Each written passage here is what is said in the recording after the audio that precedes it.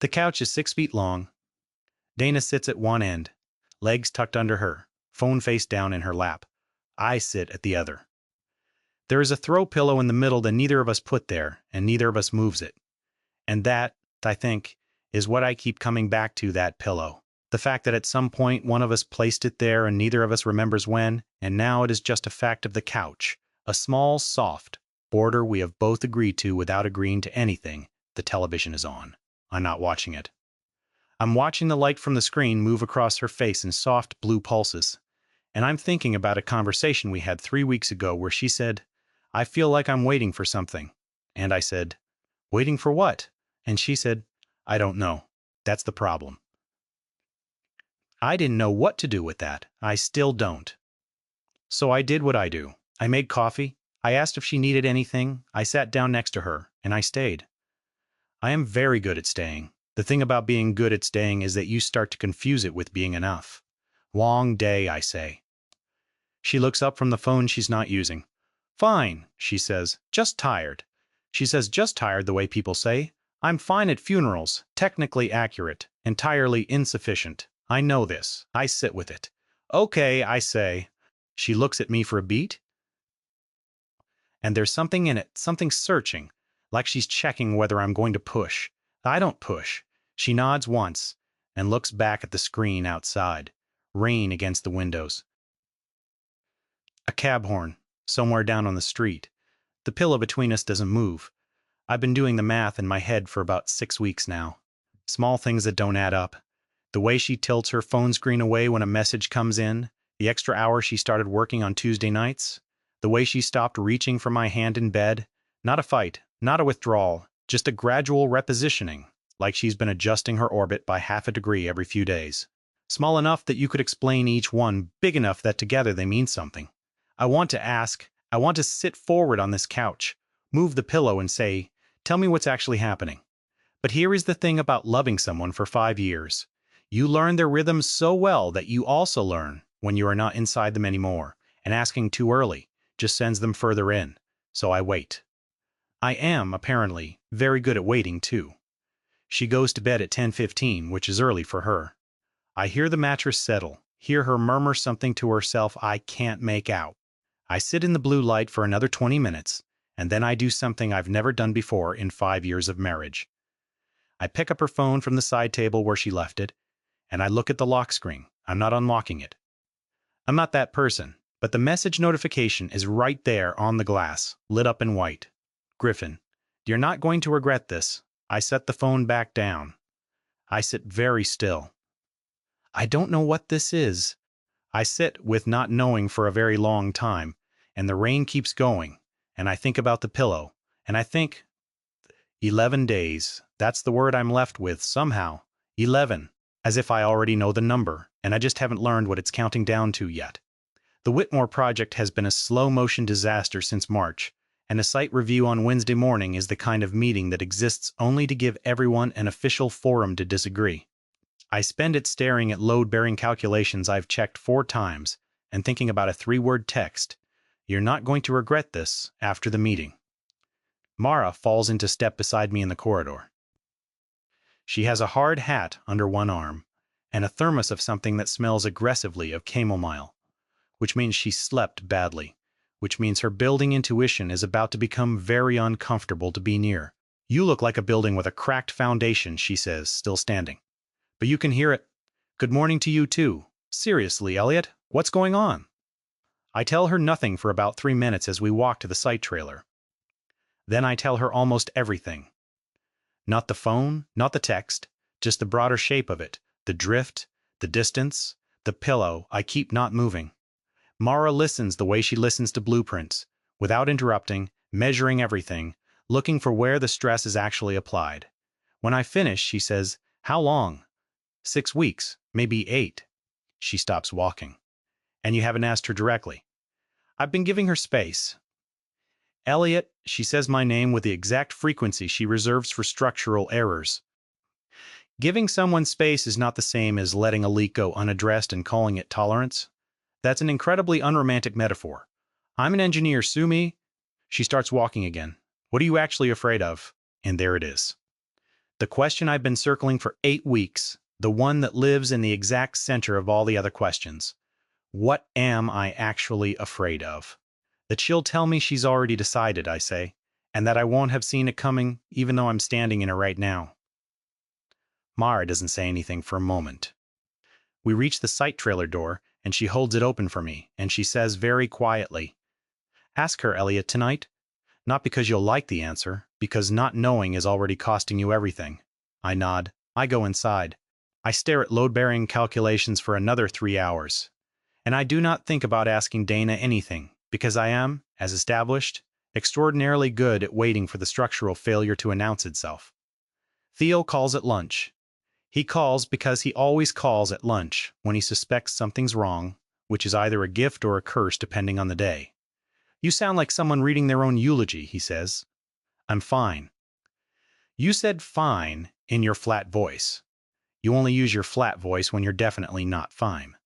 "I'm worried about Dana," I say, because Theo is the one person I can say the actual sentence to without it becoming something he'll carry around and reference later.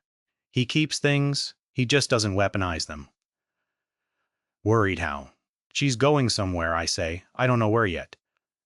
But she's already packing." He's quiet for a moment. Then, "Have you tried telling her you notice?" "I've been trying to give her space." "Elliot," he says, "you have been giving Dana space since the day you met her. At some point, space becomes the whole relationship." I have no answer to that. He's right, and I know he's right.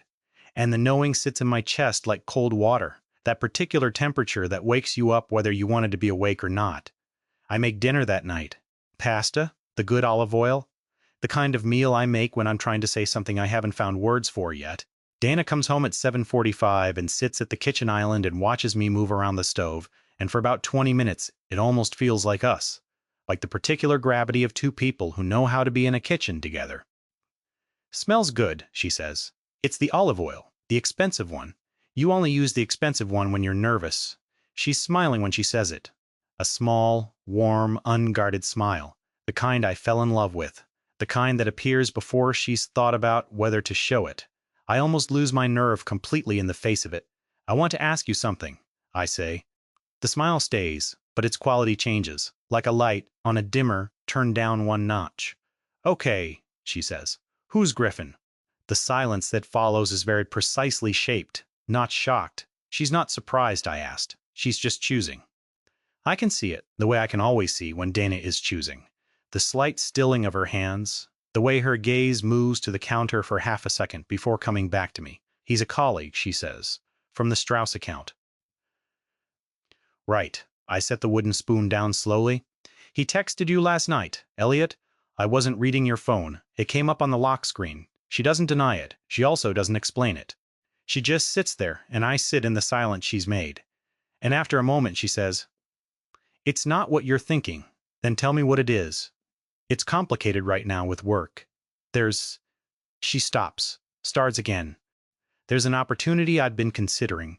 A project in Barcelona, 6 months." 6 months? Barcelona?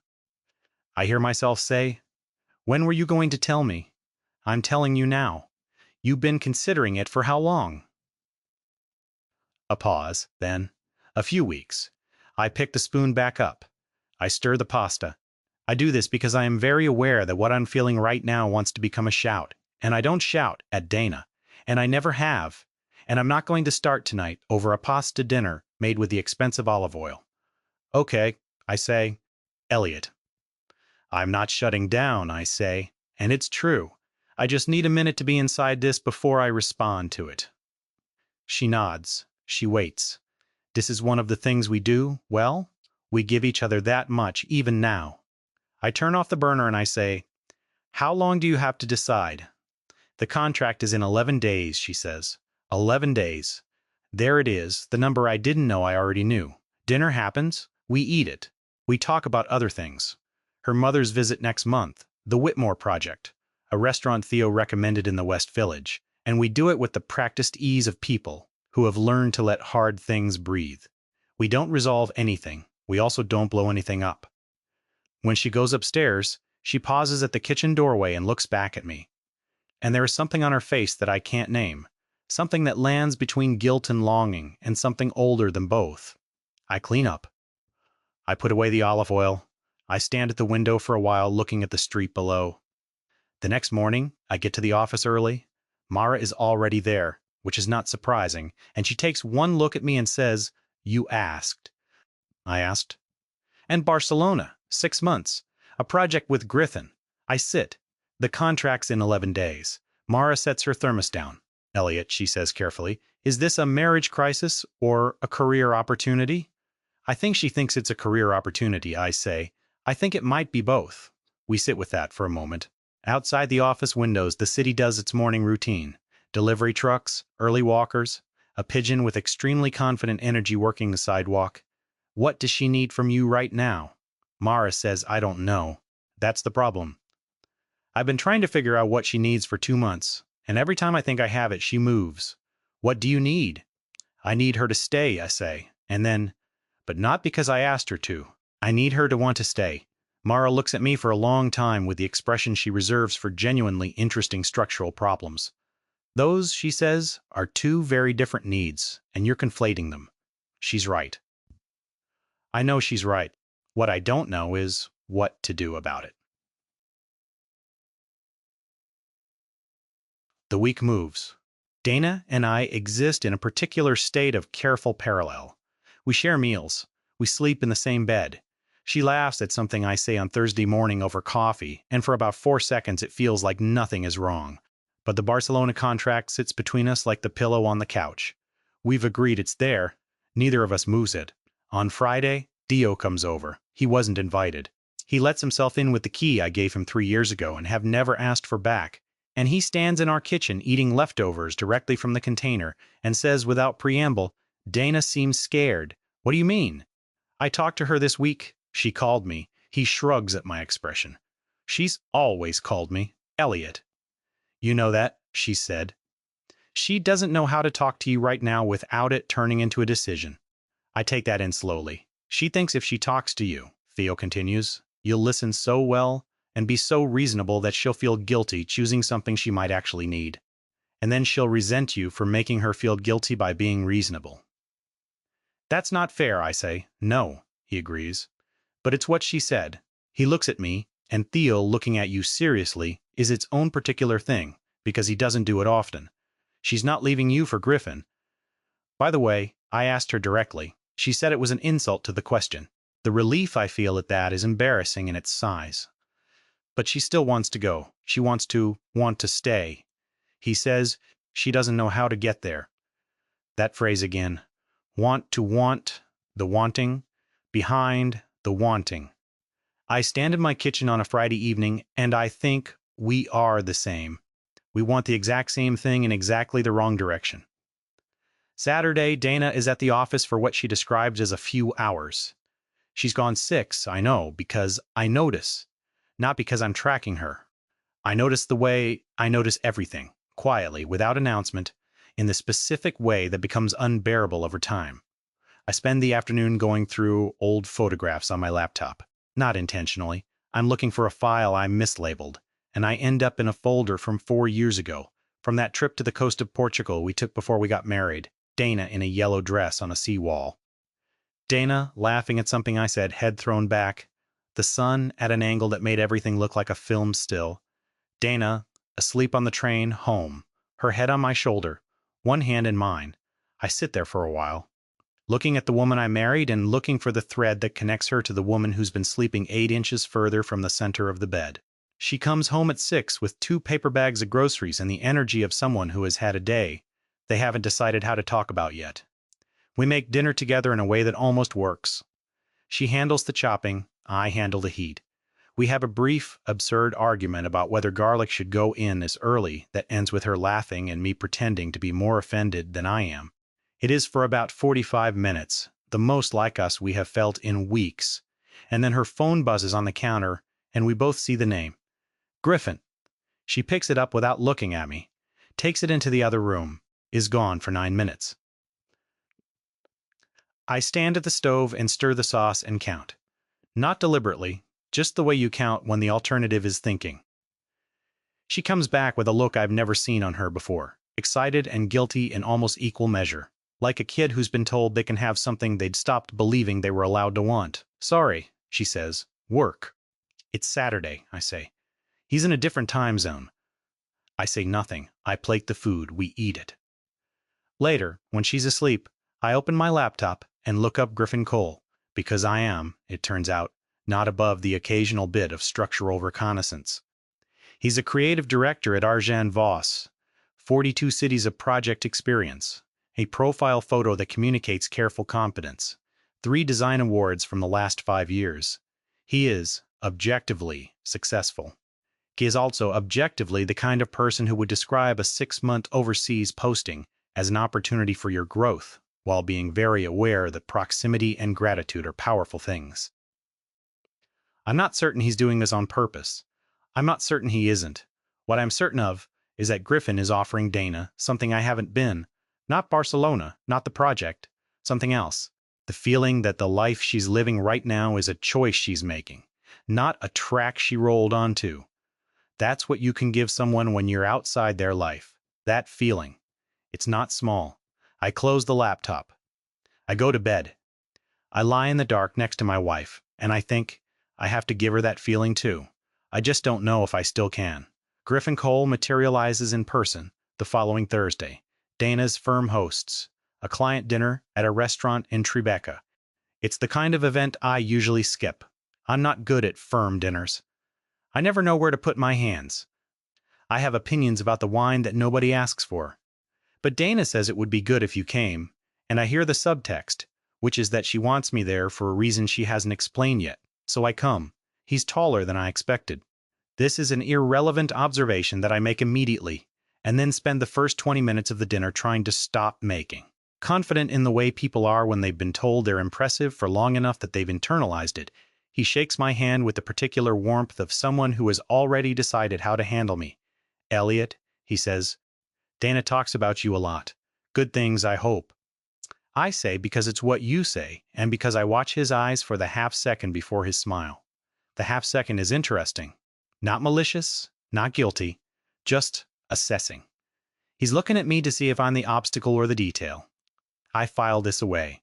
Dinner is 12 people, round table, the kind of evening that moves fast. Griffin runs the table with the ease of someone doing what he's best at, which is making everyone feel like the most interesting person in the room. I watch Dana watch him, and what I see is not attraction. Exactly. It's hunger. The hunger of someone who has been doing excellent work in a room that isn't quite big enough, and is being told there's a bigger room. Mara is there, because she's handling the structural consultation on the Argent Boss residential project. She sits next to me and says very little about what she sees, which means she sees everything. Halfway through the main course, Griffin says directly across the table to me, Dana tells me you're the reason she doesn't take on more than she can handle. I look at him. She says you remind her when she's overextending. Beside me, I feel Dana go very still. She's capable of handling quite a lot, I say pleasantly, carefully. I'm sure, Griffin says, and smiles and moves the conversation. It's subtle. It's very well done. What he's just done is reframe me, in front of my wife, at a table of her colleagues, as a limiter, a guardrail, a reasonable man who keeps Dana from overextending. Mara, beside me, takes a slow sip of wine. She does not look at me, but her foot, under the table, taps mine once. Gently, I see you seeing it. The tap says, don't react. I don't react. But on the cab ride home, Dana is quiet in a way she hasn't been in a while. Not the retreating quiet of recent weeks, but the quiet of someone turning something over when we get inside. I say, what did you want me to see tonight? She looks at me. What? You said it would be good if I came? You wanted me to see something? A long pause. Then, I wanted you to see that I want this, she says, and that it isn't about you. Something in that sentence hits me in a way I don't show.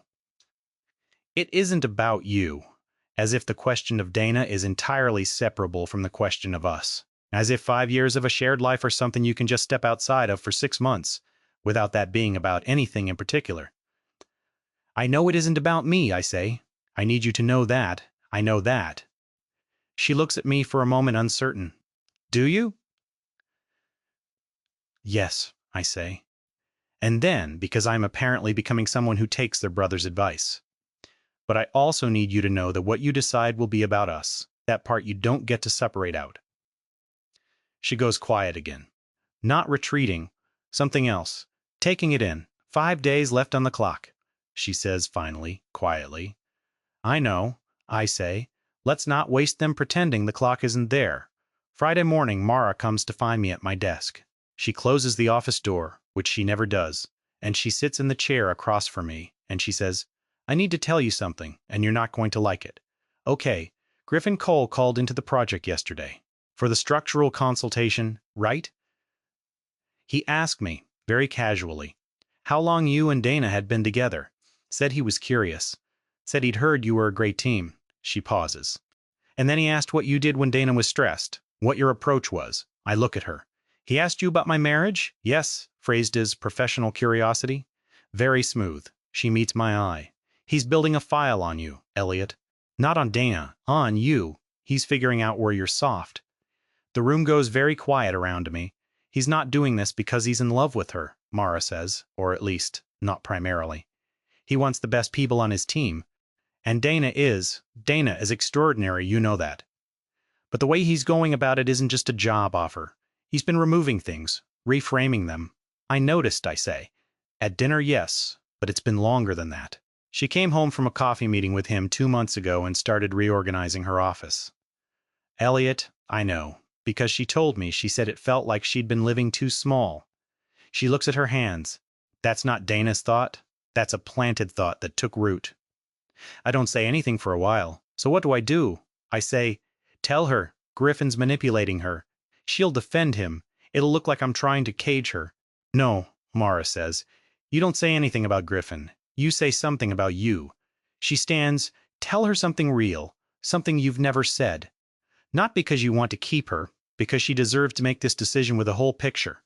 Right now, she's making it with a partial one. She picks up her thermos.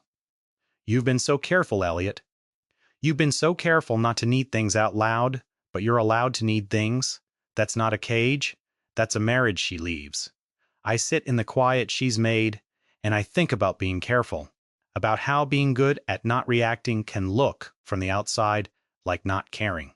About the 5 years I've loved Dana in the key of patience and attentiveness and not asking, and how none of it has been wrong. Exactly, and how none of it has been quite enough. Theo is right. Mara is right. I have been giving Dana space since the day I met her, and somewhere in all that space I let her forget that I was also in it. Sunday.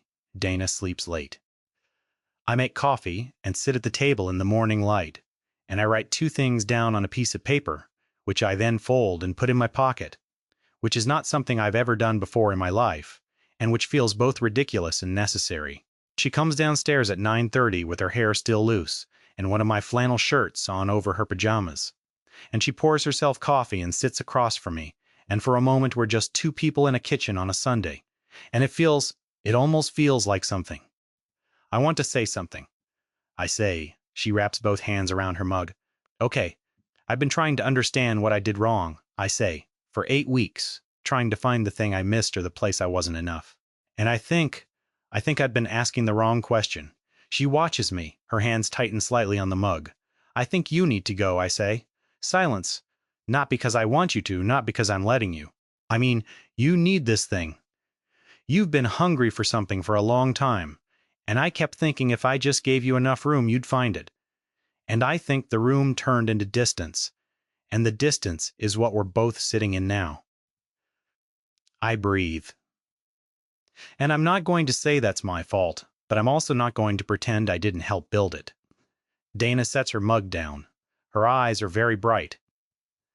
Elliot, she starts. I'm not done, I say not harshly, just accurately. I want you to go, and I want you to come back. And I need you to know that those 2 things are connected for me, which means I also need to know that they're connected for you. I take the folded piece of paper out of my pocket. I slide it across the table. I wrote it down because I didn't trust myself to say it out loud without it coming out sideways. She looks at the paper. She doesn't pick it up immediately.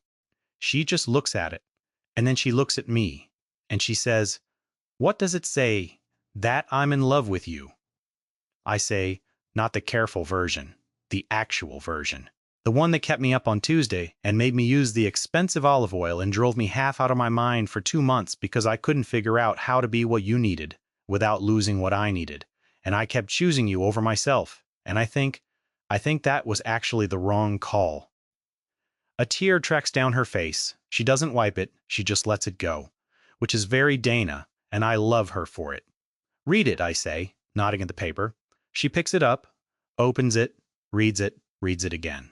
She sets it down very carefully on the table like it's something that might break. 6 months, she says quietly. 6 months, I agree. And then you come home, I say, and we figure out who we are after that, together. She's quiet for a long time, and then she does something I haven't expected. She reaches across the table and covers my hand with hers, and she says, I think I've been punishing you for being steady. Yeah, I say, I know. I'm not mad about it. You should be a little mad about it. I am, I say. But I love you more than I'm mad. She laughs. A real one, short and helpless and undone. And the morning light comes through the kitchen window and everything is, for about an hour, exactly right. Monday afternoon, 3 days left. Mara texts me. Griffin asked to move the contract signing to this Wednesday 2 days early. Wanted to let you know. I read the text 3 times. Then I call Theo. He moved the signing up. I say Wednesday 2 days early. I don't know yet. I'm pacing, which I never do, which is telling me something about my current internal state. Something happened. Either he knows things are softening with Dana and he's accelerating, or someone told him, Theo says, I go still. Who would tell him, I say, but I already know. I call Dana at 4:30. She doesn't pick up. I text. Can we talk tonight? She texts back 20 minutes later. I need a little time. I'll be home by 8. She comes home at 8:15, and I know from the way she walks in, not the walk of someone who's been at the office, but the walk of someone who's had a conversation that shifted something. I know before she says a word. He called me today, she says, Griffin. I know, I say. He moved the signing. She looks at me. Something flickers across her face. How do you know? Mara's on the project, Dana. She sets her bag down, sits on the couch. And she says, without quite looking at me, he told me that he thought I was making the decision based on what you wanted. Something cold moves through me. And what did you say? I said that wasn't true. And he said a long pause. He said that someone who loved me wouldn't make me feel like going to Barcelona was a betrayal. I sit down slowly. The throw pillow is between us. Of course it is.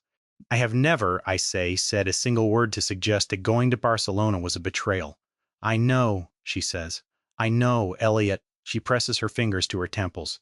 But he says things that make sense while you're in them.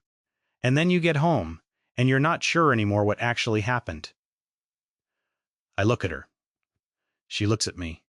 And in the space between us, something becomes clear, not about Dana, but about what Griffin has been doing for weeks.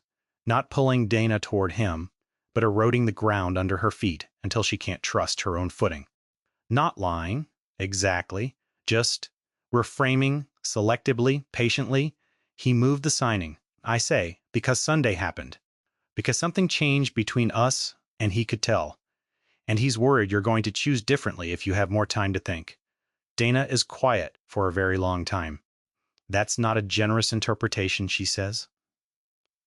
No, I say it's not, but I think it's accurate. She stands. She goes to the window. She stands there with her back to me, and I let her, because this is one of those moments where the only thing you can do is stop moving and let the other person be still. Then she says, I signed a preliminary letter of intent last week. The room goes very quiet. Preliminary, I say. It's not binding, but I signed it. She turns around. Her face is very controlled in the way she gets, when she's holding something together by sheer will. I signed it before Sunday. Before. She stops. I should have told you. Yes, I say. You should have. Are you angry? Yes, I say. And it's true. And it's real. And it doesn't shake me out of what I feel. And I still love you. Both of those things are true at the same time. She comes back to the couch. She sits. She looks at the pillow between us, and then she picks it up and sets it on the floor. Wednesday. The signing is at 2 in the afternoon, in a glass-walled conference room at Argent Fosse, 7 blocks from our apartment. I know this because Dana told me last night, not as information, but as an offering. As in, this is where I'll be, at this time, making this decision. She left this morning with her work bag and her good jacket, and the expression of someone walking towards something they both dreaded and needed for a very long time. I go to work. I sit at my desk. I stare at the Whitmore project for 90 minutes and accomplish absolutely nothing. At 11:15, Mara appears in my doorway. There's a coffee shop on the corner of Argent and Voss's building, she says. Good window seats. I look at her. I'm not saying do something stupid, she says. I'm saying be somewhere she can find you if she needs to. I think about that. I grab my coat. The coffee shop is narrow and warm and smells of espresso and something sweet. Baking. I get a table by the window. I can see the glass and steel corner of the Argent and Boss building from here. Gray sky above it. A pigeon working the sidewalk with the same unfounded confidence as every pigeon in this city. I sit. I drink my coffee. I wait. At 1:47, my phone rings. It's Dana. I'm outside. She says, "Can you come out?" I'm moving before she finishes the sentence.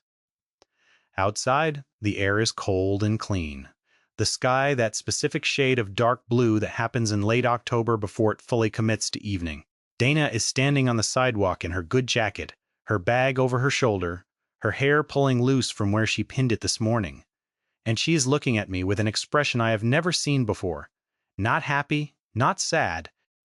Something more complicated and more real than either. I didn't sign it, she says. Something moves through me, vast and warm and carefully, very carefully contained. What happened, Griffin? She exhales. He said something. Right at the start of the meeting. He said he was glad I'd had the week too.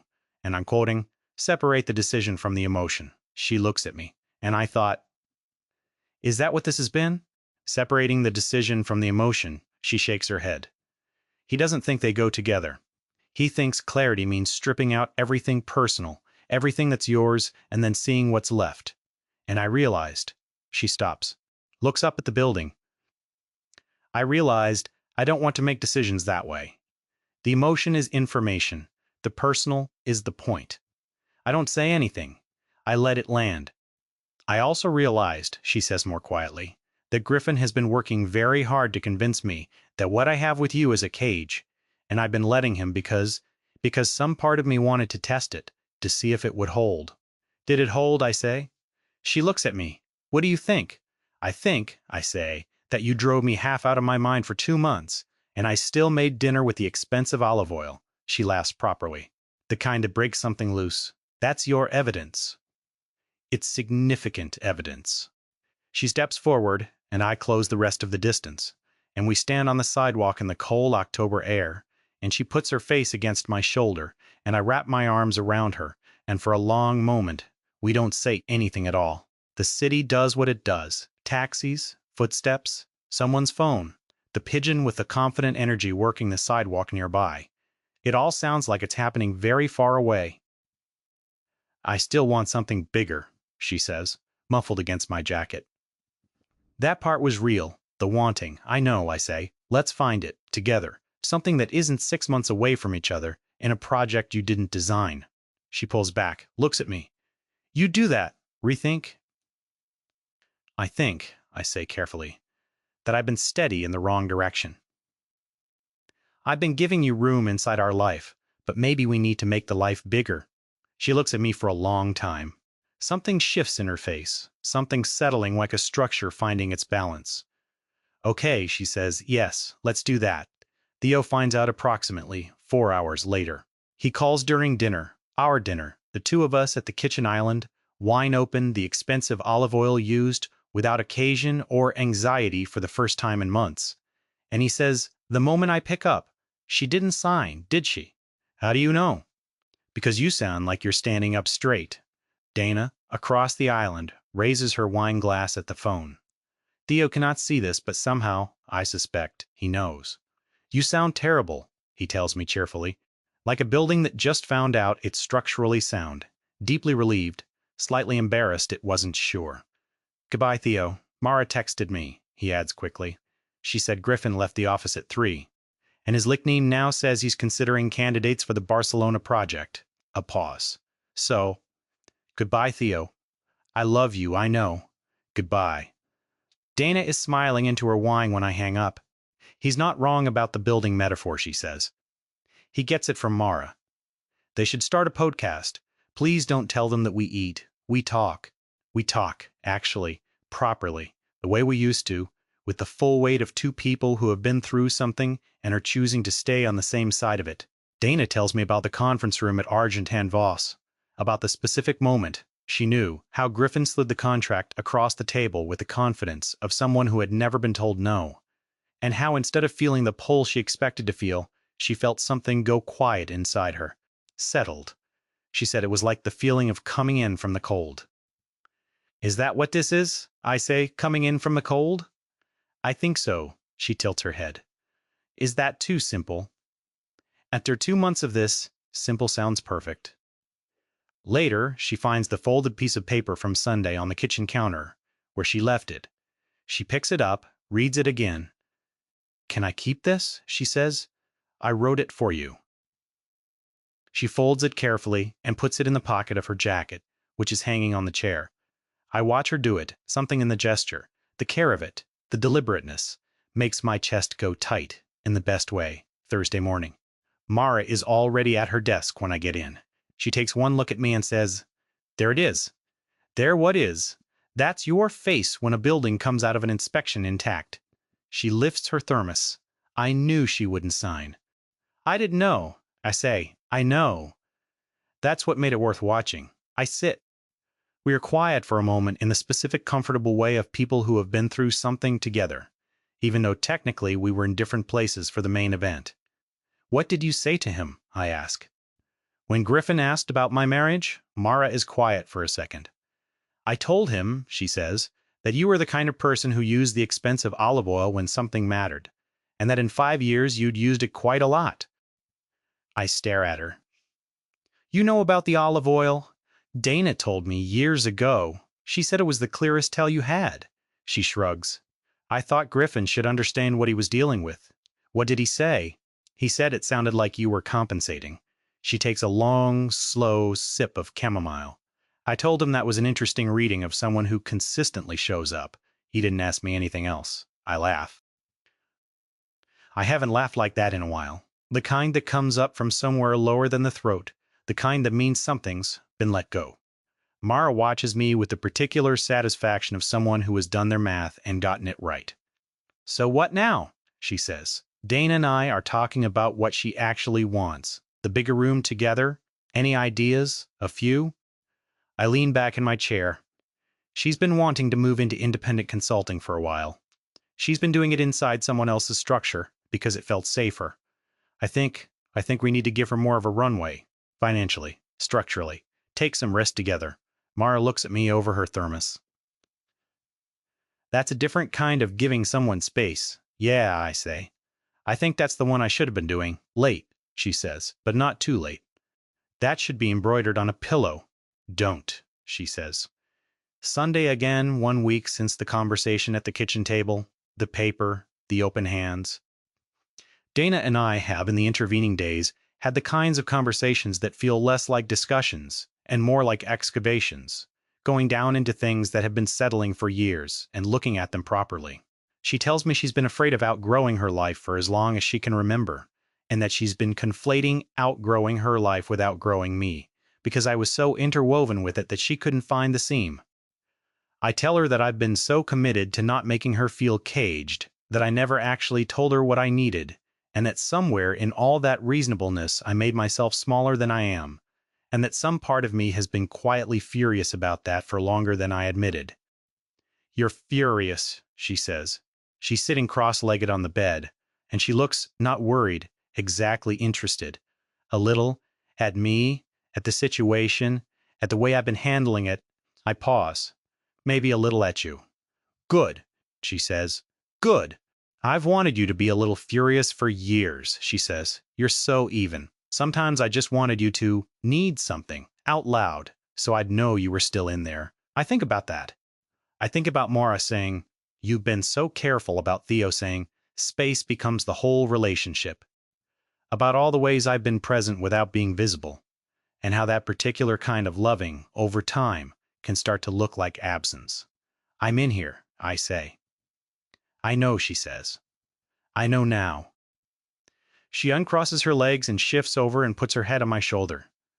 "Don't stop being steady," she says. "I just want you in the room, too. I'm going to need you to occasionally call me out when I'm being unreasonably reasonable." I say, "I have been calling you out. You didn't hear it. Call louder." I say. She laughs.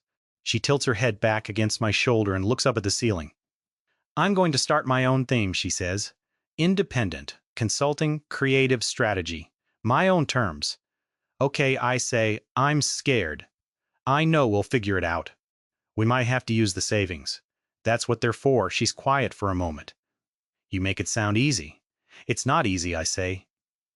"I'm just not scared of it." She tilts her head to look at me. "Why not?" "Because you're the person I'm doing it with." She's quiet for a moment, and then she does something unexpected. She reaches up and fixes my collar, which has been turned under on one side in a way I hadn't noticed, and she pats it flat with the patient care of someone doing something small and important, and she says, "Okay." Yes, 3 weeks later. It's a Saturday morning, and Dana is at her new desk, the one we bought to replace the corner of the dining table where she'd been cramming her work for 2 years.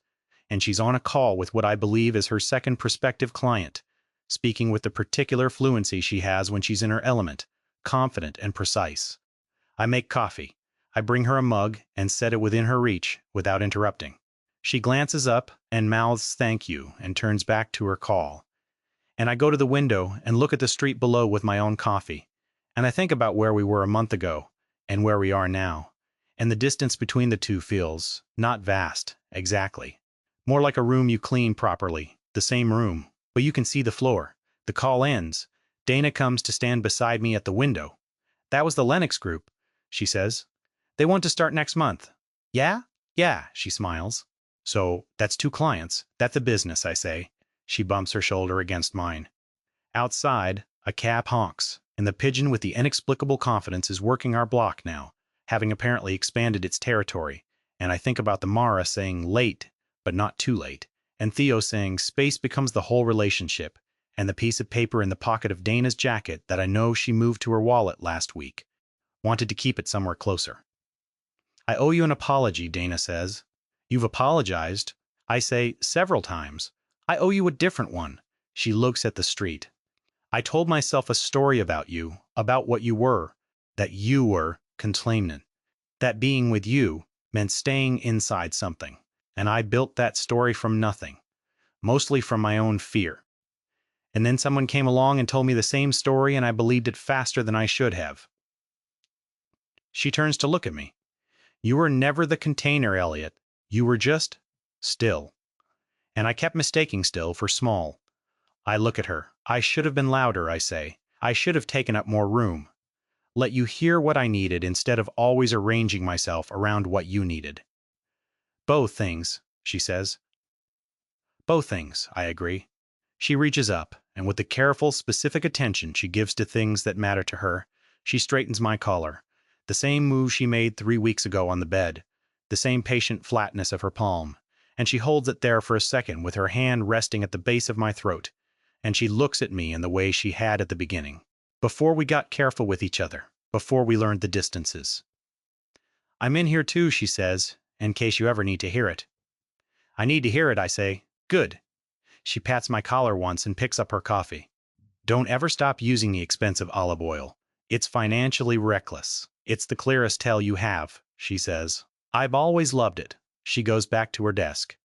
I stand at the window with my coffee in the morning light. And outside the city does what it does, taxis and footsteps and the pigeon, and I think about the couch, and the pillow, and the space between two people who forgot for a while that space is only good when someone is standing in it.